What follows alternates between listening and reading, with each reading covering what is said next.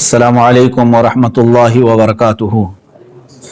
الحمدللہ وکفا وسلام علی حبیبہ المصطفیٰ وعلی آلہ واصحابہ النجبا اما بعد فاعوذ باللہ من الشیطان الرجیم ان اللہ وملائکتہ یصلون علی النبی یا ایہا الذین آمنوا صلوا علیہ وسلموا تسلیما اللہم صل علی سیدنا ومولانا محمد معدن الجود والکرم وآلہ واصحابہ الکرام وابنہ الکریم وبارک وسلم صلاة دائمة سرمدا ابدا۔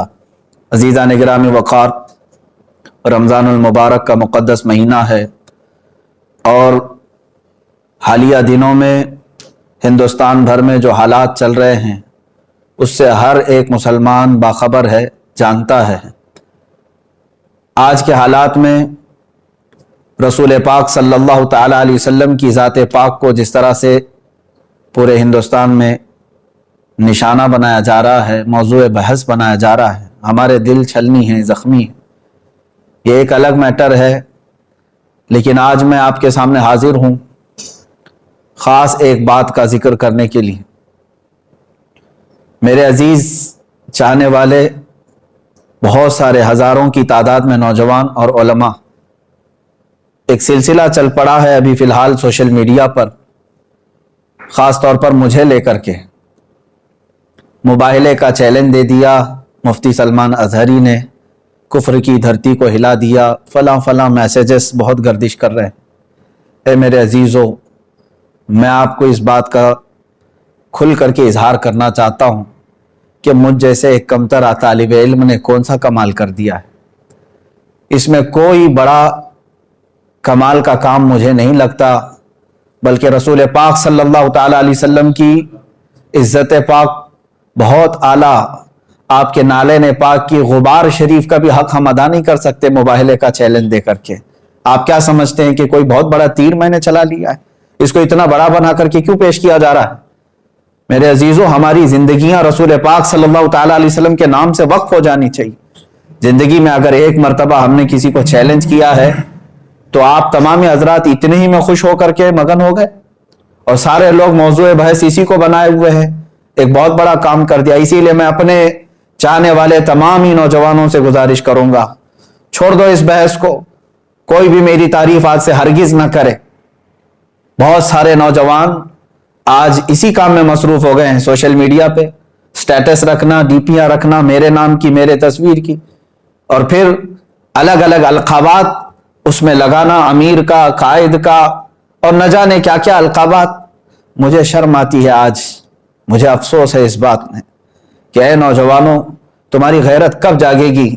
جس ملک میں رسول پاک کو گالیاں دی جا رہی ہیں، ان کے دربار کے ایک کتے کو تم اتنی بڑی عزت سے دیکھنا چاہتے ہو؟ میں ہرگز اس چیز سے پسند نہیں کرتا، نہ میرے نام کے نعرے لگائے جائیں، نہ ہی میرے نام کے ساتھ کوئی لقب لگایا جائے۔ میں نے ہرگز ناموری کے لیے نہیں کیا ہے۔ اے نوجوانوں، میرے نام کو ہٹا دو، اور یہ سوشل میڈیا پر بحث بازی کرنا میرے متعلق، میری تعریف میں میری حمایت، جو تنقید کر رہے ہیں ان کو ہزاروں سلام، یقیناً میں تنقید کے قابل ہوں۔ جو علماء میرے متعلق قدغن لگا رہے ہیں ان کو ہزاروں سلام، وہ میری غلطیوں کو صحیح کرنے کی کوشش کر رہے ہوں گے، لیکن مجھے ڈر تعریف کرنے والوں سے۔ یہ سب موو ہو گئے رسول پاک صلی اللہ تعالیٰ علیہ وسلم کی تعریف کو چھوڑ کر کے تم ایک ادنا طالب علم کی تعریف میں لگ گئے ہو۔ میری تعریف بند کرو، میرے نام سے ڈی پیاں رکھنا اور سٹیٹس رکھنا بند کرو۔ نوجوانوں، میں تم سب سے گزارش کروں گا، یہ وقت ہے تمہارا رسول پاک صلی اللہ علیہ وسلم کی عزت کے دفاع میں گزارنے کا۔ کیا ہی اچھا ہوتا کہ میرے نبی کی عظمتیں تم بیان کرتے اور لوگوں کو میرے رسول پاک صلی اللہ تعالیٰ علیہ وسلم کے اخلاق کریمہ نہ بتاتے۔ تم آج یہ سوچ رہے ہو کہ ہم نے ایک کافر، پاکھنڈی اور ذلیل کتے کو حقانیت ظاہر کرنے کے لیے موبائلے کا چیلنج کیا تو ایک بہت بڑا کمال کر دیا۔ میرے متعلق یہ کہا جا رہا ہے ان کی جرأت کو سلام، ان کی بہادری کو سلام۔ کون سی جرأت ہے، کون سی بہادری ہے یہ ہر عاشق رسول، ہر مومن کا فرض تھا۔ میرے عزیزوں، میں نے کوئی کمال کا کام نہیں کیا ہے۔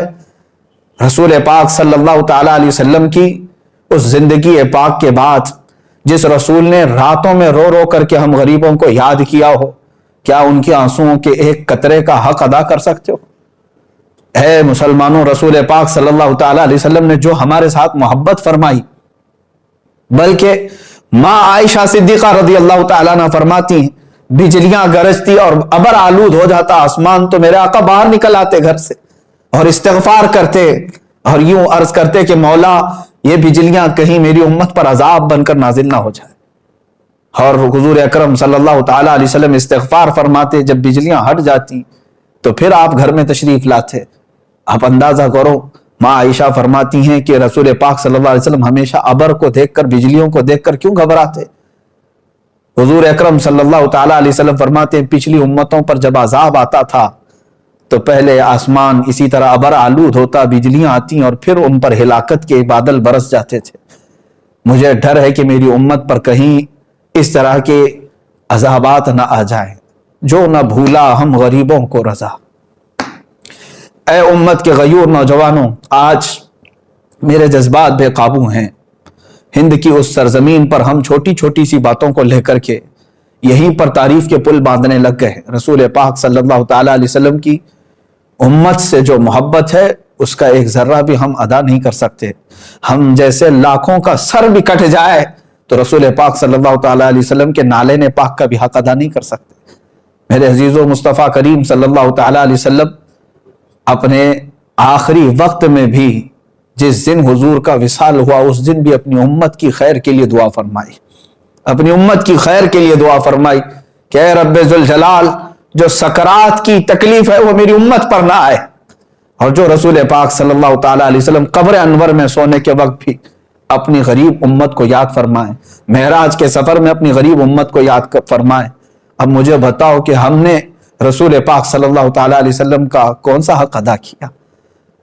اے میرے عزیزو، آج کلیجہ منہ کو آتا ہے، دل چھلنی ہے، اس لیے کہ میں تاریخ پڑھ کر کے دیکھا حضور پاک صلی اللہ تعالی علیہ وسلم کو مکہ والوں نے ستایا بہت ہے اور پریشان بھی بہت کیا ہے۔ حضور اکرم صلی اللہ تعالی علیہ وسلم کا سوشل بائیکاٹ بھی کیا ہے، ان کے صحابہ کے ساتھ ظلم و ستم بھی کیا ہے، لیکن ایک بات یاد رکھنا، ان کے دشمنوں میں ابو جہل بھی کھڑا تھا، ابو لہب بھی کھڑا تھا، عتبہ و شیبہ بھی کھڑے تھے۔ پوری تاریخ اسلام کی کتابیں اٹھا کر کے دیکھ لینا، ان ظالموں نے حضور کے ساتھ دشمنی تو کی، لیکن اس ہندوستان کے پاکھنڈی کی طرح میرے نبی کو اتنی گندی گالیاں کبھی نہیں دی تھی۔ حضور پاک صلی اللہ تعالی علیہ وسلم کے اخلاق پر کسی نے انگلی نہیں اٹھائی، کسی نے رسول پاک صلی اللہ علیہ وسلم کو یہ نہیں کہا تھا آج تک کہ وہ عورتوں کی دلالی کرتے تھے، کبھی نہیں۔ آج جس منزل پہ ہم پہنچے ہوئے ہیں، مکہ کے ان کے جانی دشمنوں نے بھی یہ جملے استعمال نہیں کیے تھے۔ آج ہماری یہ نحوست نہیں ہے تو اور کیا ہے؟ اے میرے عزیزو، رسول پاک صلی اللہ تعالی علیہ وسلم کی عزت کی حفاظت کی خاطر جو صحابہ اکرام رضوان اللہ تعالی علیہم اجمعین اپنی قربانیاں پیش کر چکے، میں دو چند باتیں عرض کرتا ہوں۔ آج ہم اپنے گھروں میں بیٹھ کر کے سوشل میڈیا پر آوازیں اٹھا کر کے یا سڑکوں پر ایک آدھ بار نکل کر کے یہ کہتے ہیں کہ رسول پاک صلی اللہ تعالی علیہ وسلم کی عزت کی حفاظت کے لیے ہم کھڑے ہو گئے، اور اتنے ہی پر ہم جیسے نکموں کو مرد مجاہد کا لقب دے دینا، ہم جیسے کم ظرف لوگوں کو، مجھ جیسے کم علم آدمی کو بڑے بڑے القاب سے نواز دینا، جبکہ کچھ نہیں کیا رسول پاک صلی اللہ تعالی علیہ وسلم کی دفاع میں۔ صحابی رسول سعد ابن ربیع رضی اللہ تعالیٰ احد کے میدان میں لڑتے رہے، یہ رسول پاک صلی اللہ تعالیٰ علیہ وسلم کے چہیتے صحابی ہیں، لڑتے رہے یہاں تک کہ تقریباً 12 نیزے ان کے جسم پر لگے تھے، 12 نیزے ان کے جسم پر لگے، اور شام کا وقت آنے سے پہلے وہ زمین پر ڈھیر ہو چکے تھے اور ان کے اوپر کئی لاشیں گری ہوئی تھی۔ شام کے وقت میرے آقا صلی اللہ تعالی علیہ وسلم نے اپنے صحابہ سے فرمایا کہ دیکھو سعد ابن ربیع کہیں نظر آئے، وہ زندوں میں ہیں یا انتقال کر چکے، تلاش کر کے آؤ۔ جو تلاش کرنے کے لیے صحابہ گئے، انہوں نے پکارنا شروع کیا میدان میں، احد کے میدان میں۔ یہ بڑی کڑی جنگ ہے، کفر اور اسلام کے مقابل میں جو جنگ ہوئی تھی، بڑا نقصان مسلمانوں کا اس جنگ میں ہوا تھا۔ پکارنے والے نے جب آواز دی تو بہت اندر سے لاشوں کے بیچ میں سے ایک آواز آنے لگی کہ ہاں سعد ابن ربیع زندہ ہے۔ ہٹائی گئی تو حضرت سعد ابن ربی کی لاش یعنی جسم پاک دیکھنے والے بتاتے ہیں کہ 12 نیزے ان کے جسم پر لگے ہوئے ہیں، پیٹ پھٹ چکا تھا، پیٹ پھٹ چکا تھا اور خون میں لت پت ہیں، گوشت کے ان کے چھتڑے ادھر سے ادھر ہو گئے ٹکڑے۔ میرے عزیزو، اس عالم میں وہ پوچھتے ہیں کہ اے آنے والے کیا پیغام لے کر کیا ہے؟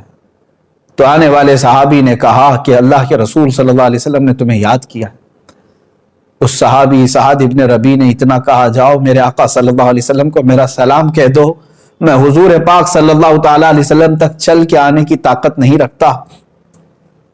اور اس کے بعد حضرت سعد ابن ربی نے جو کہا، سنو اے مسلمانوں، جس کے جسم میں 12 نیزے چبھے ہوئے ہوں، پیٹ پھٹ چکا ہو، اس کے بعد وہ کہتے ہیں کہ جا کر حضور سے کہہ دینا، عذرن یا رسول اللہ، اے اللہ کے رسول ہمیں معاف کر دیں، ہم نے آپ کے دفاع کا حق ادا نہیں کیا۔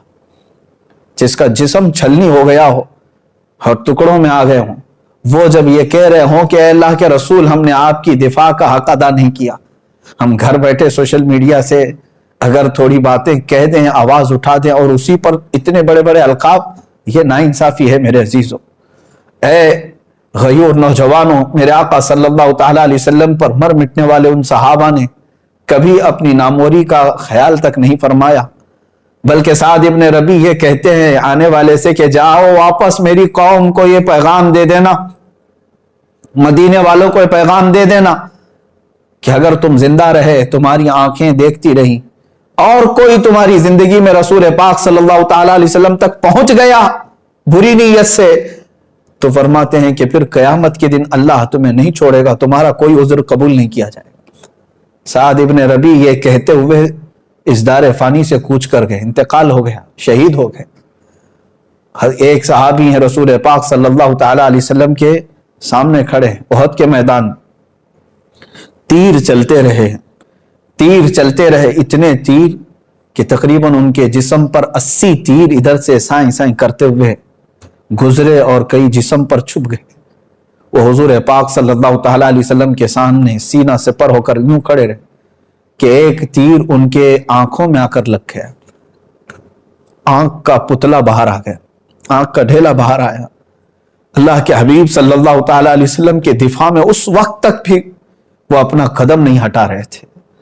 اتنی قربانیاں دینے کے باوجود بھی انہوں نے کبھی یہ نہیں کہا کہ ہم نے رسول پاک صلی اللہ تعالی علیہ وسلم کی ناموس پہ پہرا دے دیا۔ اے مسلمانوں، ان القابات اور ان تمام تر مبالغات سے باہر نکل آؤ، ان تمام چیزوں سے باہر نکل آؤ، میدان عمل میں اترنے کی آج تمہیں ضرورت ہے۔ اللہ کے حبیب صلی اللہ تعالی علیہ وسلم کی عزت کی حفاظت کے لیے جنہوں نے کیا، آج میرا دل درد کر رہا تھا، اس لیے میں آپ کے سامنے حاضر آ گیا۔ سلطان صلاح الدین ایوبی رحمۃ اللہ تعالی علیہ کی وفات یاد آتی ہے۔ انگریزوں نے بھی صلاح الدین ایوبی کا ذکر بڑے اچھے سے لکھا ہے، کہا کہ ایک انصاف پسند جرنیل تھا اور جتنی جنگیں ہوئی ہیں ظلماً صلاح الدین ایوبی نے کسی کو قتل نہیں کیا، قیدی بھی آتے تو ان کو رہا کرنے کا حکم دیتے تھے۔ ایک بار ایسا ہوا کہ ایک اسلامی قافلہ شام سے مصر کی طرف جا رہا تھا، بیچ راستے میں برنس نام کا ایک جرنیل تھا جو عیسائی تھا، اس نے قافلے کو روک لیا اور لوٹا، مسلمان عورتیں بھی تھیں، بچیاں بھی تھیں، اور پورے قافلے میں سے تقریباً 2 لاکھ دینار اس نے لوٹ لیا اور مار رہا تھا باندھ کر کے، اس میں عورتیں بھی تھیں، بچیاں بھی تھیں۔ تو ان لوگوں نے رحم کے لیے کہا، تو اس ظالم نے کیا کہا، کہاں ہے تمہارا محمد، اس کو بلاؤ، مدد کیوں نہیں کرنے آتا، معاذ اللہ، اتنا کہا تھا انہوں نے، ادعوہ محمد ینصرکم، تم بلاؤ اپنے اسی محمد کو، رسول پاک صلی اللہ علیہ وسلم کے مطابق، کہ وہ تمہاری مدد کرے، تم بہت کہتے ہو نا رسول رسول، لیکن یہ واقعہ ہو گیا، لٹ گئے، اور کسی نے آ کر کے صلاح الدین ایوبی کو ذکر کر دیا۔ مصر میں ان کی جب خلافت تھی، صلاح الدین ایوبی اس زمانے میں بہت سخت بیمار تھے، بیماری کے عالم میں وہ تڑپ گئے اور کہا، اے اللہ، ایک آخری میں تیری بارگاہ میں منت مانگتا ہوں، مجھے شفا یابی دے دے، مجھے صحت یابی دے دے، اور پھر اس برنس کو میں بتاؤں کہ محمد صلی اللہ علیہ وسلم مدد کیسے کرتے ہیں۔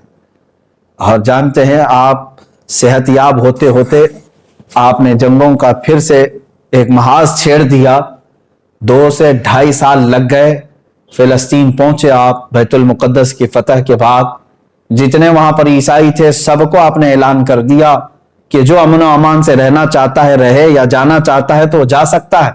سارے جو رہنے والے تھے وہ رہ گئے، جانے والے جا رہے تھے، لیکن صلاح الدین ایوبی رحمۃ اللہ علیہ نے ایک اعلان کیا تھا اپنے سپاہیوں کو کہ برنس اگر کہیں ملے تو اسے چھوڑنا نہیں، گرفتار کر کے لے آؤ۔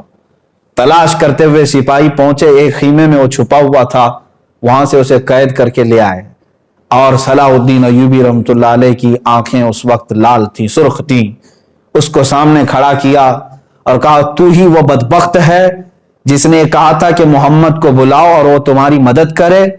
اللہ اکبر۔ یہ جملہ دہرانے کے بعد صلاح الدین ایوبی رحمۃ اللہ علیہ اپنی تلوار اٹھاتے ہیں، وہ کہتا ہے صلاح الدین تم تو جنگی قیدیوں کو معاف کرتے ہو، چھوڑ دیتے ہو۔ صلاح الدین ایوبی نے فرمایا ہاں میں نے ہر جنگی قیدی کو معاف تو کیا ہے، لیکن جس نے میرے رسول پاک کی شان میں بھونکا ہے پھر یہ میری تلوار اگر اس پر نہ چلے تو یہ کسی کام کی نہیں۔ صلاح الدین ایوبی رحمۃ اللہ علیہ نے اسے کیفر کردار تک پہنچایا۔ اے مسلمانوں، اے میرے عزیزوں، بات کتنی تھی، اس نے جو کہا تھا، یہاں تو میرے آقا صلی اللہ تعالی علیہ وسلم کی شان میں کیا کیا نہیں کہا جا رہا ہے، کیا کیا نہیں کہا جا رہا ہے۔ لوگ اب بھی یہ کہتے ہیں کہ مصلحت کے ساتھ اب جینا کس کام کا رہ گیا ہے، جہاں پر ہماری سانسوں میں گھٹن پیدا ہو رہا ہے۔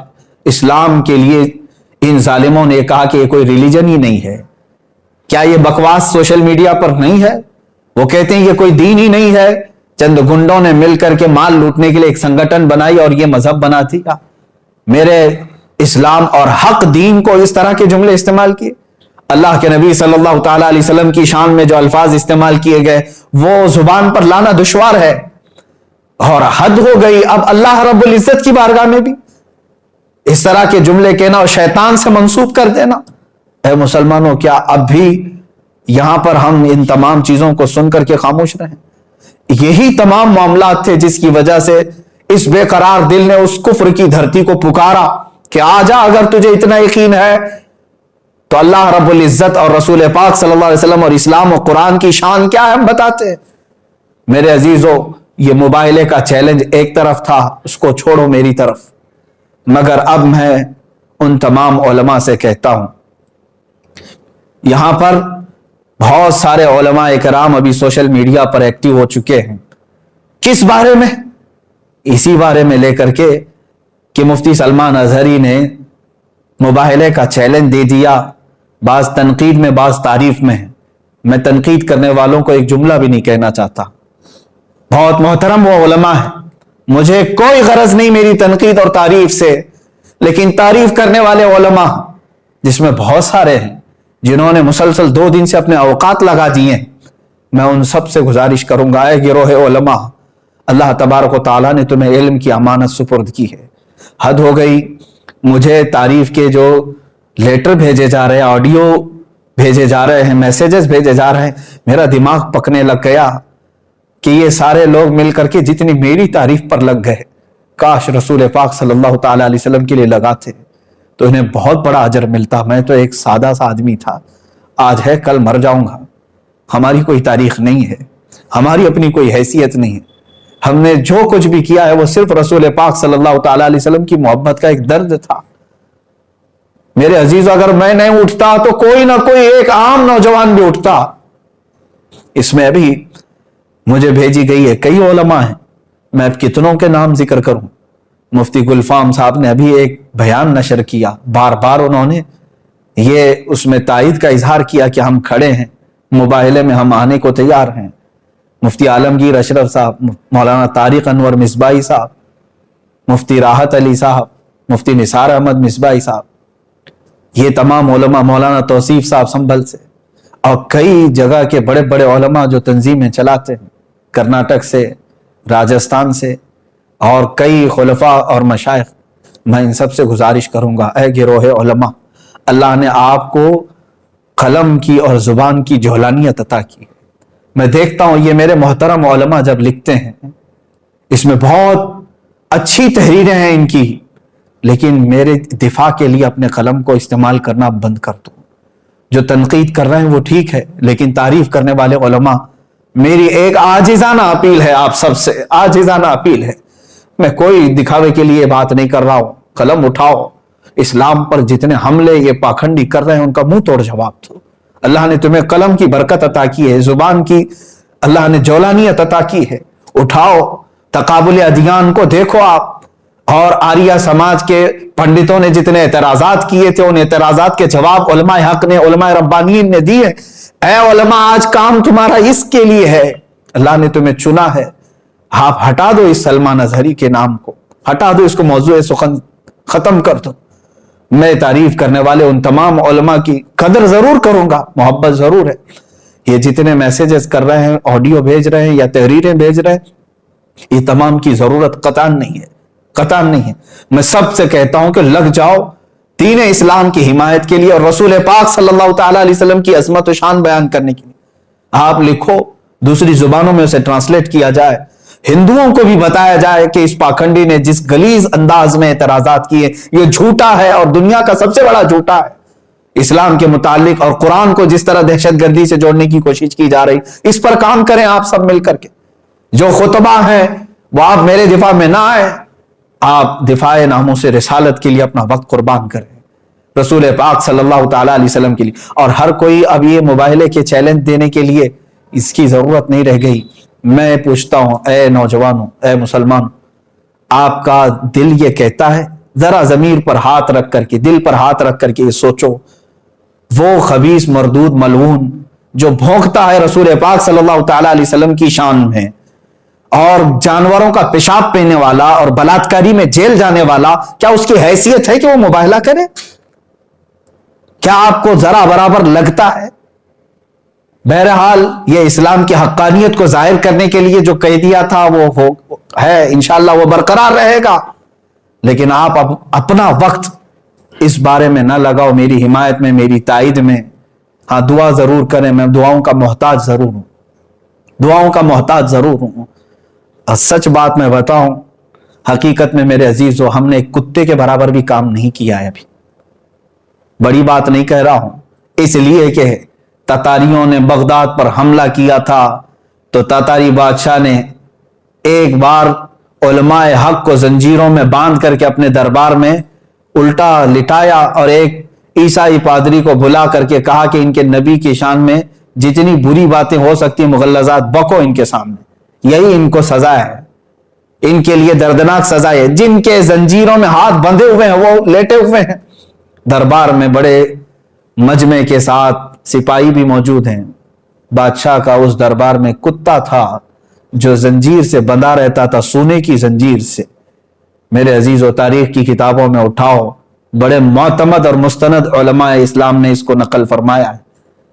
جیسے ہی وہ پادری رسول پاک صلی اللہ علیہ وسلم کی شان میں ہرزہ سرائی شروع کیا، کتا بھونکنے لگ گیا، وہ خاموش ہوا۔ تھوڑی دیر کے بعد پھر وہ مغلظات بکنے لگا، کتا پھر بھونکنے لگا۔ لوگوں نے کہا تیری تقریر پہ، تیرے بیان پہ تو نہیں بھونک رہا ہے۔ اس نے کہا ارے وہ جانور ہے، میں جو بول رہا ہوں اس کی کیا سمجھ میں آتا ہے۔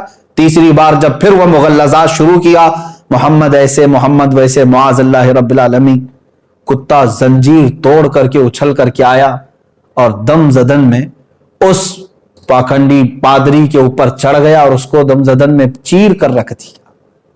سب کے سامنے اس کتے نے اس کی زبان کو ختم ہی کر دیا، وہ مر گیا اسی جگہ پر۔ اس واقعے کو نقل کیا ہے معتمد علماء اسلام نے، اور اس کی اس بات کو دیکھ کر کے پورے مجمع میں ایسی ہیبت طاری ہو گئی، ایسی ہیبت طاری ہو گئی کہ ایک جانور ہے اور وہ گستاخی کو نہیں سنبھال سکتا، سن نہیں سکتا، برداشت نہیں کر سکتا، اور پھر ایسا حملہ کیا۔ اس مجمع کے بعد کئی لوگ دائرہ اسلام میں بھی داخل ہوئے، جو کفر و شرک کی دھرتی میں موجود تھے وہ دائرہ اسلام میں آئے۔ اسی لیے میں نے کہا کہ اس کتے کے برابر بھی کام نہیں کیا۔ میرے عزیزو، آپ سب سے میں یہی کہوں گا کہ آپ تمام حضرات اپنے اس قیمتی وقت کو میرے دفاع میں، تائید میں، حمایت میں نہ صرف کریں۔ جو رسول پاک صلی اللہ تعالی علیہ وسلم سے تھوڑی سی بھی محبت رکھتا ہے، میں ہر سنی نوجوان سے آج کہوں گا، اگر تمہیں آج کا یہ موبائلے کا چیلنج ہاٹ ٹاپک لگتا ہے، ہاٹ ایشو لگتا ہے، اور دیکھنا چاہتے ہو کہ اب کیا ہوگا، کل کیا ہوگا، انشاءاللہ العزیز 17 رمضان المبارک کو حق واضح ہو ہی جائے گا، لیکن اس سے قبل میں ہر سنی جوان سے کہوں گا کہ آ جاؤ، مصطفیٰ کریم صلی اللہ تعالی علیہ وسلم کے قدموں میں تمہاری عزت ہے۔ تم نے پوری زندگی بھر نہ جانے کتنے غلامیوں کے پٹے اپنے گلے میں ڈال رکھے ہیں، تم اپنے گلوں سے ان زنجیروں کو توڑ کر کے آ نہیں پا رہے ہو۔ کتا تو سونے کی زنجیر بھی توڑ کر کے آ گیا تھا، اب ہمارے پاس جو غلامی کی زنجیریں ہیں وہ فیشن پرستی کی زنجیریں ہیں، مصلحت پسندی کی زنجیریں ہیں، گناہوں کی لت جو پڑی ہے یہ زنجیریں ہیں، بزدلانہ زنجیریں تمہارے گلوں میں پڑی ہوئی ہے، توڑ کر کے آ جاؤ۔ کون کہتا ہے کہ رسول پاک صلی اللہ تعالی علیہ وسلم کا چہرہ خراب تھا؟ تمہیں یقین نہیں ہے؟ دنیا کا سارا حسن و جمال میرے رب ذوالجلال نے میرے مصطفیٰ کو عطا کیا تھا، اس حسین رسول پاک صلی اللہ تعالی علیہ وسلم کے تم پیروکار ہو، تو پھر کیوں اس رسول پاک کے اخلاق کو اپنانے سے تم ہچکچاتے ہو؟ کیوں ڈرتے ہو؟ ہزار تانوں کو چھوڑ دو، لوگ کیا کہتے ہیں، تم یہ دیکھو کہ میرے آقا کل قیامت کے دن مجھے کیا کہیں گے، میرا چہرہ دیکھنے کے بعد حضور صلی اللہ تعالی علیہ وسلم کیا کہیں گے؟ میں نے چہرہ یہودیوں کا بنایا، میں نے چہرہ کفار و حنود کا بنایا، اور بات کرتا ہوں رسول پاک صلی اللہ علیہ وسلم کی۔ اے مسلمانوں، میں آپ تمام سے یہی گزارش کروں گا کہ حضور پاک صلی اللہ تعالی علیہ وسلم کی طرف آ جاؤ، اٹھو، وہ اگر نہ حشر نہ ہوگا پھر کبھی، دوڑو کہ زمانہ چال اپنی چل گیا۔ اور آج میں اسی بات پر آپ سب کو یہ میسج ضرور دینا چاہوں گا، کیوں نام محمد پر مر نہ جائیں ہم عزت سے، یوں بھی تو ہمیں دنیا سے ایک دن تو جانا ہے، یوں بھی تو کسی دن ہم کو دنیا سے تو جانا ہے۔ رسول پاک صلی اللہ تعالی علیہ وسلم کے ہو کر کے جائیں گے تو قیامت کے دن سر بلند رہو گے، سرخرو رہو گے۔ اس لیے کہ میرے عزیزوں، ہمارا یہ قان ہے، ہمارا یقین ہے، ہمارا یہ بھروسہ ہے کہ ہماری قبر میں بھی رسول پاک صلی اللہ علیہ وسلم تشریف لائیں گے۔ قیامت کے دن انہی کی شفاعت اور سفارش ہمارے لیے کام آئے گی، تو دنیا میں ان کے ہو جاؤ اور انہی کی طرف لو لگا لو، اور اپنا جینا مرنا رسول پاک کے لیے کر دو۔ سیدی سرکار اعلیٰ حضرت فاضل بریلوی رضی اللہ تعالیٰ عنہ نے اپنی پوری زندگی دفاع ناموس رسالت کے لیے وقف کر دی۔ ہزار ان کے زمانے میں بھی ان کو لے کر کے تنقیدیں اور تعریفیں ہوتی رہی ہوں گی، لیکن ان کی کتابوں میں مجھے بتاؤ کہاں انہوں نے اپنی تنقید کرنے والوں کے لیے کیا لکھا، تعریف کرنے والوں کے لیے کیا لکھا؟ بلکہ کہیں پر کچھ ملتا نہیں ہے۔ انہوں نے تو صرف یہ کہا ہے، کروں مدح اہل دول رضا، پڑھے اس بلا